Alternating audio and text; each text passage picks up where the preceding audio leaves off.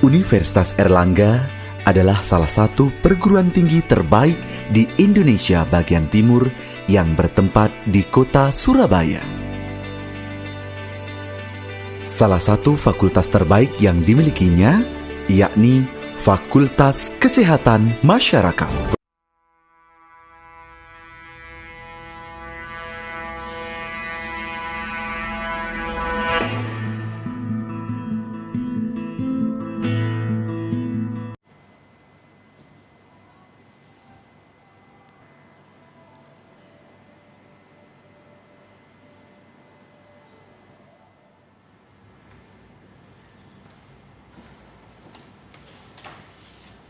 Oke, Assalamualaikum warahmatullahi wabarakatuh.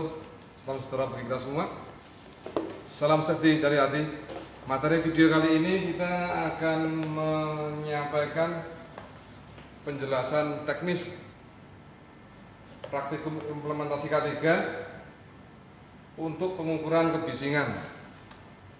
Di video ini kita sebagai support untuk praktikum yang mana seharusnya melakukan praktikum di lapangan, tetapi dengan video ini kami harapkan informasi yang kami sampaikan bisa memberikan informasi yang bisa menjelaskan sahabat-sahabat sekalian untuk materi mata kuliah implementasi K3 di pengukuran kebisingan. Di sini kita lihat alat-alat kita untuk pengukuran kebisingan. Kita tunjukkan ada 3 alat yang manual seperti ini dengan menggunakan jarum ya. Yang manual ada 2 macam, dengan yang menggunakan jarum dan yang sudah digital seperti ini. Dan yang ketiga yang terbaru dengan teknologi yang sudah lumayan dan bagus ya, digital, sudah otomatis, tidak perlu masukkan ke rumus lagi, sehingga angka langsung keluar, langsung kita baca, bisa diaplikasikan langsung.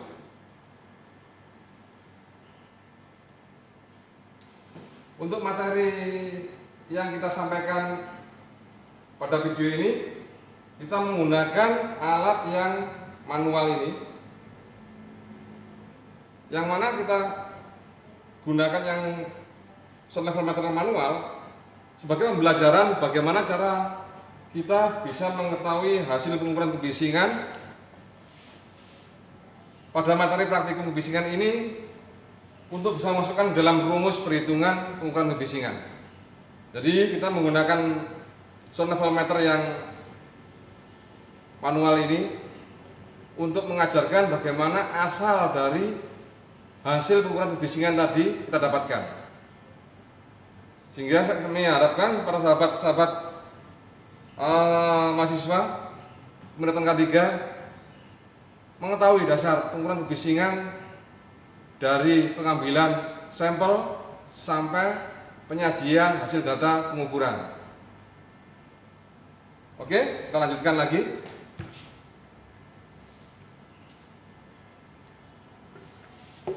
Alat yang kita gunakan sound level meter dengan merek Canomax model 4020. Alat ini sudah teruji sekian tahun kita gunakan di laboratorium kita karena akurasinya, ketahanannya, dan kemampuannya untuk melakukan pengukuran di lapangan yang sudah kita buktikan sangat bagus. Dan juga alat ini dibekali dengan kalibrasinya langsung, kalibratornya langsung, sehingga kita bisa melakukan pengukuran di lapangan dengan keadaan hasil yang sangat optimal. Untuk menghindari kesalahan atau kekurangan pengukuran bisa kita minimalisasi dengan sebelumnya kita lakukan kalibrasi dengan alat ini sebelum melakukan pengukuran ke lapangan. Sekarang kita lanjutkan untuk mengetahui dulu alat yang kita gunakan, harus seperti apa kita menggunakannya, harus seperti apa kita melakukannya untuk pengukuran di lapangan, agar safety, akurasi hasil pengukuran yang sangat bagus. Perlu kita perhatikan juga teknik-teknik pertama kali kita menggunakan alat ini. Pertama, alat ini yang kita pakai untuk pembelajaran sahabat-sahabat sekalian adalah alat sound level meter manual yang harus kita kalibrasi terlebih dahulu sebelum menggunakan di lapangan. Caranya adalah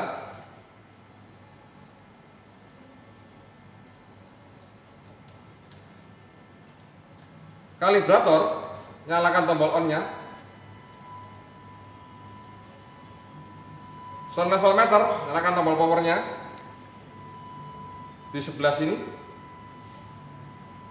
Masukkan kalibrator pada sound level meter. Arahkan ringnya, putar ringnya, tombol ring ini pada fitur CAL, artinya kalibrasi. Kalibratornya menunjukkan angka 114 dB.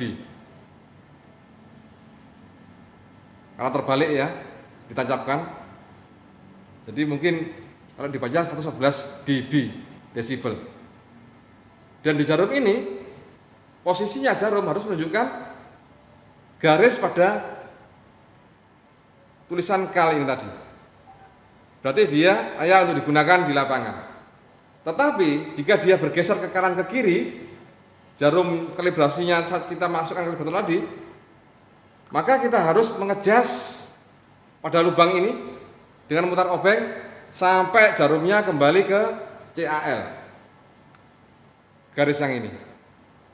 Setelah dia berhenti di situ, kita matikan lagi, kita nyalakan lagi. Selama dia masih berhenti di situ, di garis kalibrasi ini, berarti dia layak kita gunakan. Setelah itu matikan lagi, matikan di sini powernya, lepas kalibratornya, matikan, baru alat siap untuk kita gunakan. Oke, kita kembali lagi. Setelah kita kalibrasi, memang awal mulanya harus mengalibrasi dulu, meskipun untuk praktikum atau untuk pengukuran di lapangan, supaya hasilnya dapat kita dapatkan hasil yang optimal, yang real, yang bagus. Sound level meter, merek apa aja atau bentuknya apa aja, fiturnya sebenarnya sama. Ada tombol power. Nah, di alat ini tombol powernya di sini. Terus tombol keduanya untuk memilih kecepatan pengukuran slow atau fast. Yang di sini tuas pemutar untuk memilih ring desibel yang kita ukur. Ring. Kita kalau putar kiri, kanan sesuai kebutuhan. Demikian untuk memilih ring kalibrasi melalui tuas ini yang kita putar. Nah, yang di depan ada tombol pemutar weighting frekuensi. Kita pilih yang flat, kategori A, kategori B, atau kategori C. Sesuaikan dengan kebutuhan yang kita inginkan. Kemudian bagian atas sound level meter semuanya pasti memiliki bagian ini juga. Ini adalah mikrofonnya, mic, untuk menangkap suara atau kebisingan yang akan kita ukur di lapangan akan tertangkap pada mic-nya ini. Dan dalam mic ini di atasnya ada namanya windscreen untuk melindungi mikrofon lubangnya ini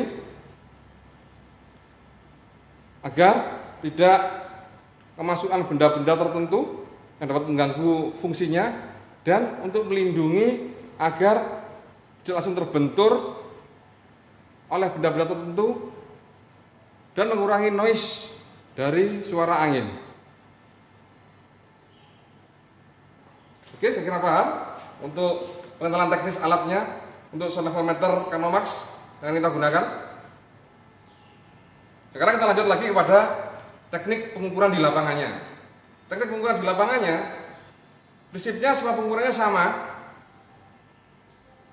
Untuk yang manual, untuk yang otomatis atau yang digital juga sistem teknik pengukurannya sama, hanya pengoperasian alatnya yang berbeda. Jadi yang pasti pertama kita harus cek baterainya dulu. Idealnya alat elektronik itu harus baterainya baru supaya power pada alat tersebut optimal, bagus. Yang kedua, kita nyalakan power, terus kita pilih kategori pengukurannya, pengukuran cepat atau lambat. Biasanya ditentukan pemilihan slow atau fast ini, tombol di sini, itu untuk keperluan pengukuran. Jika mungkin kita mengukur pada lokasi yang benda bergerak, jalan raya untuk mengukur mobil, motor, atau di bandara, atau benda yang bergerak lainnya, itu kita menggunakan memilih kategori fast, kita naikkan. Kemudian kita pilih ringnya. Kisaran ring biasanya di tempat-tempat tertentu kita sudah mengetahui kalau ring dari kebisingan itu antara sekian dan sekian, itu kita akan coba dulu saat masuk ke lapangan atau ke lokasi. Lanjut lagi ya, lanjut lagi untuk yang pengembangan frekuensi. Kita pilih yang A, putar sampai titik ini menunjukkan angka A. Kategori A adalah kategori di mana manusia bisa menerima frekuensi yang sesuai dengan kemampuan manusia untuk menerima frekuensi tersebut. Kategori A. Kita bisa pakai kategori A. Kembali lagi, untuk pemilihan ring desibel, misal ya, jika kita pilih ring yang kurang tepat di sini, misal kita pilih ring yang angka 70 sampai 80 desibel. Bila kita naikkan 80 100. Di sini karena kita terlalu tinggi pilih ringnya 100 sampai 110 desibel. Kita terlalu tinggi pilih ringnya, jarum ini akan keluar ke garis skalanya. Sehingga kita nggak bisa membaca angka ini angka berapa di jarum yang akan ditunjukkan ini. Nah, sehingga kita harus menurunkan ringnya. Belum terbaca? Belum terbaca? Belum terbaca? Kurang terbaca?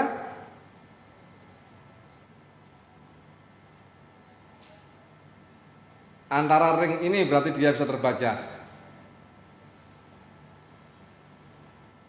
Berapa angkanya ditunjukkan di sini tadi? Saya nggak bersuara ya. Kisaran 55.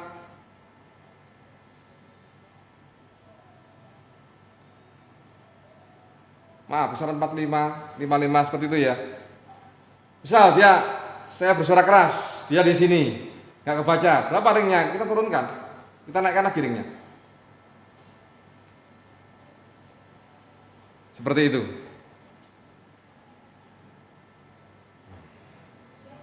Oke, paham? Selanjutnya kita lakukan lagi teknik pengukuran untuk di lapangan. Teknik pengukuran di lapangan biasanya kita tentukan dari sebelum kita melakukan pengukuran, survei untuk menentukan jenis kebisingan apa yang kita akan ukur. Intermittent, continue, atau impuls. Itu yang kita akan survei dulu. Karena apa? Kita butuhkan tabel-tabel tertentu untuk kita mengisi observasi di lapangan. Karena saat di lapangan, saat kita menemukan kebisingan yang continue, kita tidak akan masalah untuk melakukan pengukuran. Karena bunyinya cenderung untuk tetap seperti itu aja. Itu nggak ada perubahan yang berarti. Tapi kalau kita mengukur yang impuls, eksplosif atau yang intermittent, selalu ada perubahan fluktuasi kebisingan yang akan kita tangkap di lapangan dengan alat yang kita pegang ini. Sehingga saat kita mengukur di lapangan, kita harus mempersiapkan form observasi yang akan kita isi untuk hasil pengukuran. Kemudian kita lanjutkan teknik pengukurannya. Karena semua alat-alat K3 yang kita gunakan itu adalah mewakili seluruh anggota tubuh manusia. Misalkan lux meter, kita mengukur setinggi mata. Karena idealnya orang melihat pada tingginya mata manusia.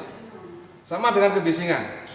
Kebisingan level meter, kita mengukurnya adalah serentang tangan setinggi telinga manusia, setinggi telinga manusia, serentang tangan.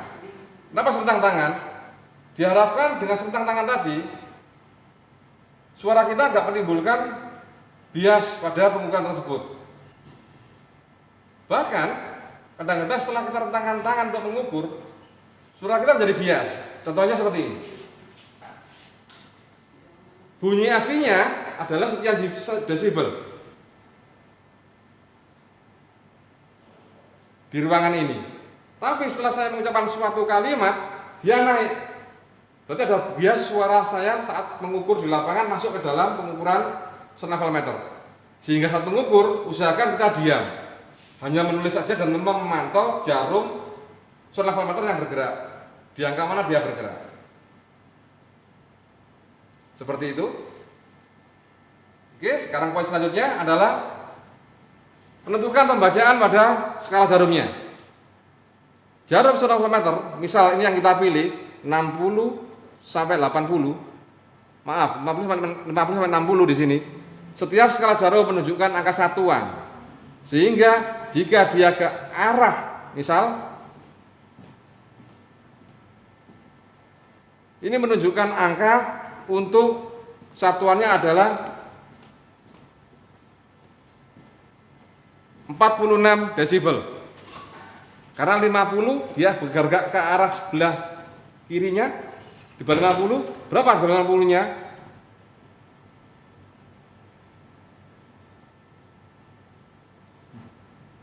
46 desibel. Seperti itu. Oke. Lanjut lagi. Untuk pengukuran yang impuls eksplosif atau impuls dan pengukuran yang kontinu sangat lebih mudah karena kita nggak membutuhkan waktu yang sangat panjang untuk pengukuran. Yang penting kita letakkan alat dengan posisi kita hanya memantau sound level meter tanpa bersuara dan merentangkan tangan dekat dengan sumber bunyi atau lingkungan yang kita ukur. Kita hanya pantau berapa hasilnya, kita tulis, masukkan ke form observasi, untuk masukkan ke lembar perhitungan, selesai.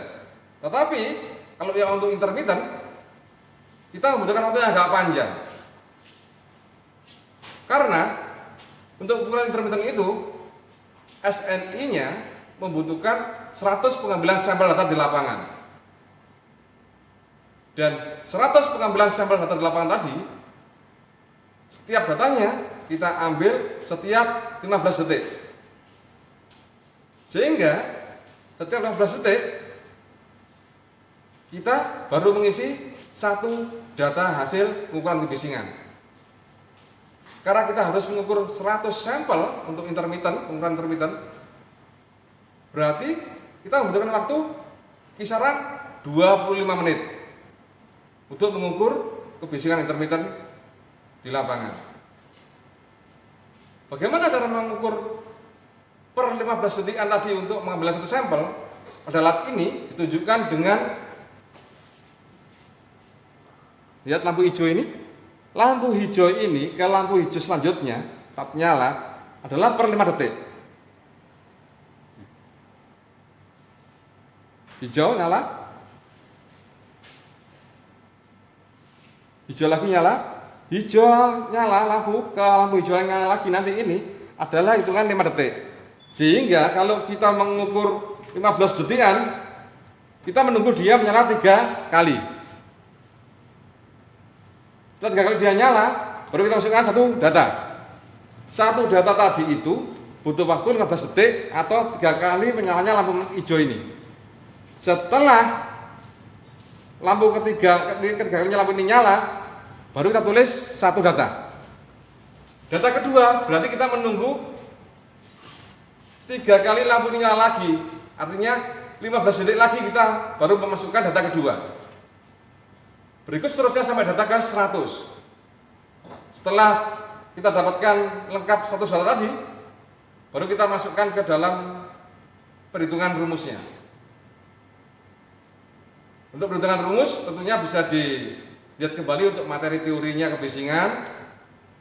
Dalam video ini kita penuh untuk mensupport teknis pengenalan alat dan pengambilan sampel di lapangan untuk praktikum kebisingan dengan menggunakan alat sound level meter Canomax model 4028. Untuk materi ini kami harapkan sahabat-sahabat K3 semuanya paham, dan mungkin dalam video ini banyak kekurangan yang kita sampaikan kepada sahabat-sahabat sekalian. Untuk pertanyaan-pertanyaan mungkin yang butuh untuk diskusi, silakan menghubungi kami untuk konsultasi masalah praktikum kebisingan di implementasi K3 ini.